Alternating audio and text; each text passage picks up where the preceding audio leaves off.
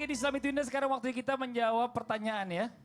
Apa Ini tuh? yang ditunggu jamaah yang di rumah Masya yang lagi nonton. Allah. Tadi kan mereka nyimak acara kita. Bener. Kemudian dia nanya-nanya terus kirim pertanyaannya. Bener. Lalu kita jawab. Nah sekarang kita langsung aja membahas satu persatu ya. Ada pertanyaan satu persatu dari jamaah yang ada di rumah. Yang pertama dari @Vikasasmo. Assalamualaikum warahmatullahi wabarakatuh. Mohon pencerahannya bagaimana ya caranya menanamkan kesabaran pada anak-anak zaman now. Agar mereka saling bisa mengendalikan emosinya.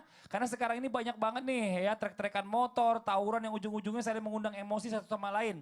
Mereka gampang banget kebakar emosi. Takutnya anak-anak kita juga terpengaruh teman-temannya. Ini mungkin dari Ustadz Kafid dulu yang menjawabnya anak muda nih. Silakan. Iya, bismillah. Ini kadang-kadang miris ya. Saya lihat di berita beberapa malam hari ini di bulan Ramadan banyak orang-orang tawuran ya, geng motor membawa sajam, membawa benda-benda tajam dan menyakiti orang lain ya.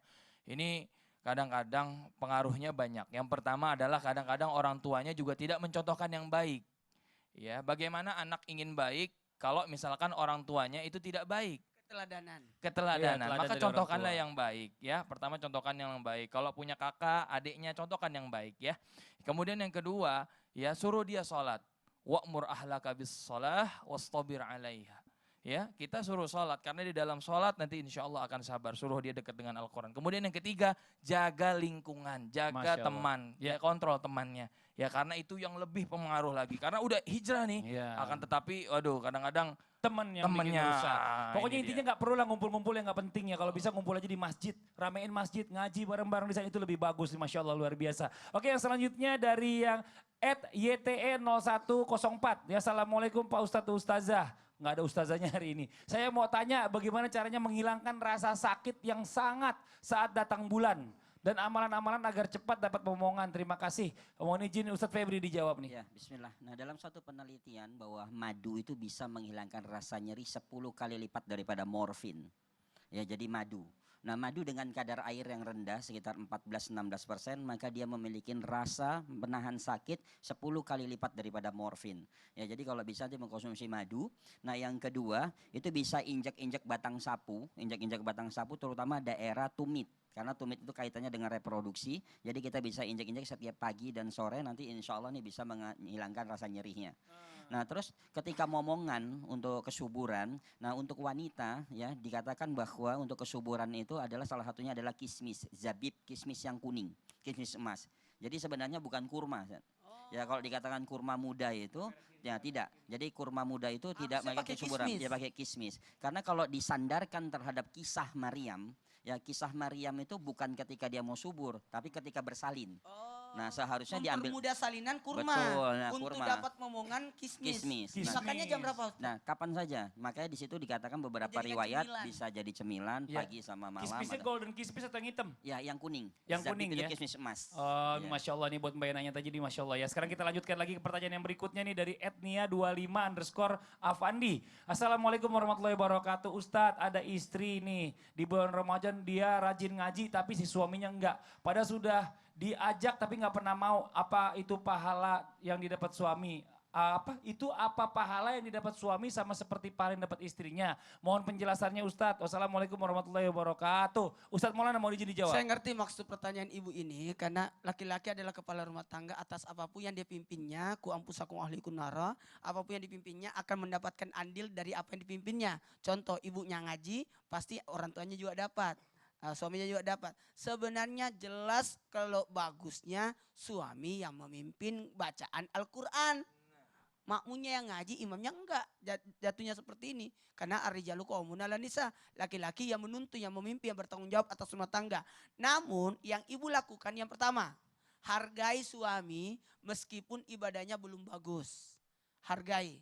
Ibu itu pintar ngaji dan bagus karena suka majelis taklim. Sementara suami mana sempat karena pergi kerja dan sebagainya. Maka istri harus mengingatkan. Kalau itu, Kak ajarin aku ngaji dong. Ayo aku mau ngaji sama kakak gitu. Jadi ada bujukan. Sebagaimana ibu bisa membujuk dapat uang belanja. Kenapa tidak bujuk juga. Untuk dapatkan apa artinya imam yang baik. Dan mohon maaf. Ingatkan suami.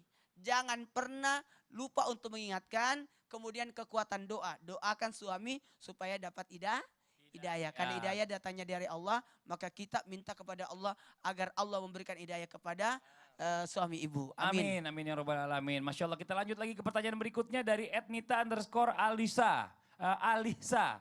Assalamualaikum warahmatullahi wabarakatuh. Islam itu indah, saya punya gangguan gatal-gatal yang sudah lama kalau lagi kambuh nih. Gatal-gatalnya itu menyebar ke seluruh kulit.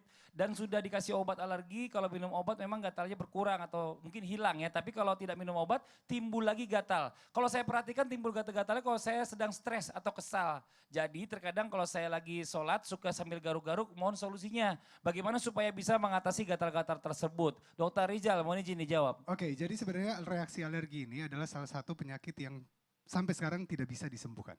Ya, yang kita harus lakukan adalah hindari penyebabnya.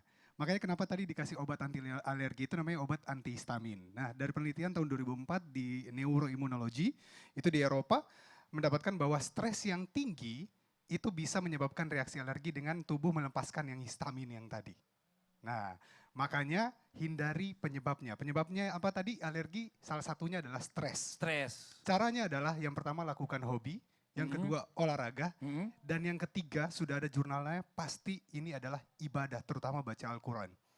Gitu, apalagi di bulan puasa ini. Bulan puasa ini jadikan momentum untuk benar-benar bisa mereduce stres dan dalam melakukan ibadah. Ya, sebelum ditambahkan saya mau nanya, ada orang ibu-ibu suka bilang gini, udah dikasih aja sedikit-sedikit biar nanti kebiasa jadi kebal tubuhnya. Mungkin nggak begitu dokter? Enggak seperti itu, harus Enggak sesuai, ya? iya, enggak seperti Harus itu. dihindari sama sekali Harus justru. dihindari sama Nah sekali. ini Masya Allah. Lebih Kalau baik mencegah daripada mengobati. mengobati. Betul. Kalau dari sisi Tibur Nabawi nih mungkin Ustaz Ya, Febri. kalau dari Tibun Nabawi yang memiliki anti alergi itu adalah habatus sauda. Habatus sauda itu dia punya antioksidan yang namanya tipoquinon. Jadi punya rantai membentuk anti alergen aktif.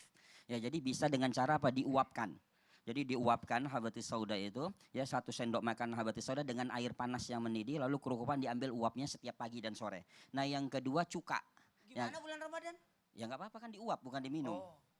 Ya, jadi pagi dan sore. Jadi dengan uapnya saja. Jadi diambil untuk dia akan membentuk anti alergen kuat yang disebutkan dengan tipoquinon. Nah, yang berikutnya adalah yang memiliki dengan menambah antioksidan lagi. Nah, salah satunya dengan cuka. Maka disitulah Nabi mengatakan lauk pauk kesukaanku adalah cuka. Nah, jam berapa? Memang ini ketika di luar Ramadan karena sunnahnya mengkonsumsi cuka itu di waktu asar untuk pembentukan antibodi yang kuat. Ini Masya Allah nih ya, buat semua yang sudah mengirimkan pertanyaan, mudah-mudahan puas dengan jawaban guru-guru kita. Dan yang belum dibacakan jangan kecewa, insya Allah nanti ada kesempatan untuk dibacakan lagi oleh guru-guru kita. Nah sekarang kita akan mendengarkan kesimpulan dari guru-guru kita, dari Ustadz Maulana Wanijin. Bismillahirrahmanirrahim. Berbukalah dengan manis tapi hati-hati ada manis yang menyebabkan kematian. Pembelajaran besar buat kita, makanlah secukupnya, jangan berlebih-lebihan. Karena semuanya sudah diatur, ada takarannya tersendiri. Dan buat orang yang berpuasa, jangan puas Artinya apa? Ketika dia berpuasa dia menahan lapar, tapi ketika dia berbuka dia membalas dengan balasan dengan makan yang berlebihan sehingga perutnya pun kaget. Sehingga bukan mendapatkan manfaat tapi malah merusak dirinya sendiri. Jadi kalau puasa itu sebagai kesehatan kita. Ya, madrasah untuk sehat adalah puasa. Ya, ketika madrasah untuk sehat itu puasa, maka dari semua adab yang dicontohkan oleh Nabi, termasuk dari sahur sampai buka, itu pasti akan membawa kesehatan. Karena setiap makhluk yang diciptakan ketika dia mengalami puasa, pasti hasilnya baik. Ya, semua tanaman ketika puasa hasilnya baik, binatang ketika puasa hasilnya baik. Nah, maka para Nabi pun ketika puasa usianya panjang. Jadi puasa bukan jadi hambatan, tapi caranya yang perlu diperhatikan. Insya Allah madrasah untuk sehat ini adalah bekal kita untuk kedepannya. Masya Allah, sedikit dari Ustadz Dr. Riza, silakan. Ya, jadikan bulan puasa ini bukan cuma untuk momen mencari ibadah, tapi jadikan bulan puasa ini untuk mendapatkan kesehatan bersama-sama. Terima kasih. Masya Allah, Alhamdulillah demikianlah perjumpaan kita hari ini. Terima kasih banyak buat Abdul yang sudah menemani. Makasih banyak juga buat jamaah semua. Semoga hari ini bermanfaat untuk semuanya. Mohon maaf atas segala kekurangan. Wabillahi taufiq wal hidayah. Wassalamualaikum warahmatullahi wabarakatuh. Waalaikumsalam warahmatullahi wabarakatuh. menyehatkan kita.